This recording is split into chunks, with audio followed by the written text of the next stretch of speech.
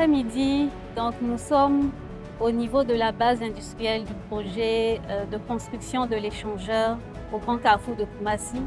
Il s'agit de lieux où sont préfabriquées les poutres qui vont servir donc à la construction de cet échangeur. Et aujourd'hui, nous avons procédé au coulage de la première poutre. Il faut indiquer que MCA Côte d'Ivoire construit dans le cadre du projet Abidjan Transport ce grand échangeur.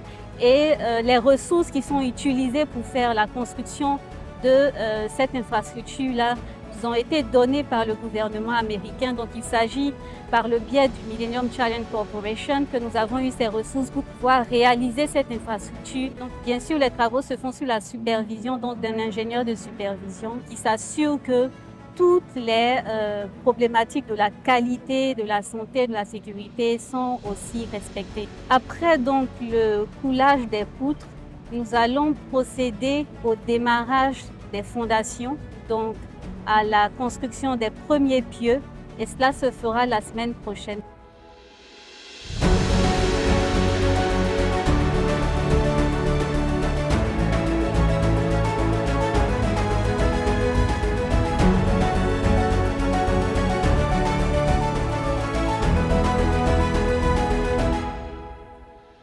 C'est un jalon important qui est atteint aujourd'hui parce qu'à compter donc de ce jour, nous allons commencer les fondations de l'ouvrage au niveau même du Grand Carrefour de Koumassi. Nous sommes d'autant plus satisfaits de la réalisation de ce jalon que nous avons respecté notre calendrier actualisé qui prévoyait l'atteinte de ce jalon avant la fin du mois de juillet 2024. Et c'est une chose qui est faite aujourd'hui grâce à l'appui, à la contribution de toutes les équipes concernées, à commencer par le partenaire MCC, l'entreprise des travaux, l'ingénieur de supervision, les équipes projets et toutes les entités de mise en œuvre au sein du gouvernement ivoirien et américain qui nous accompagnent au quotidien pour la réalisation de ce projet. Ça représente le vrai début des travaux du Grand Carrefour de Koumassi.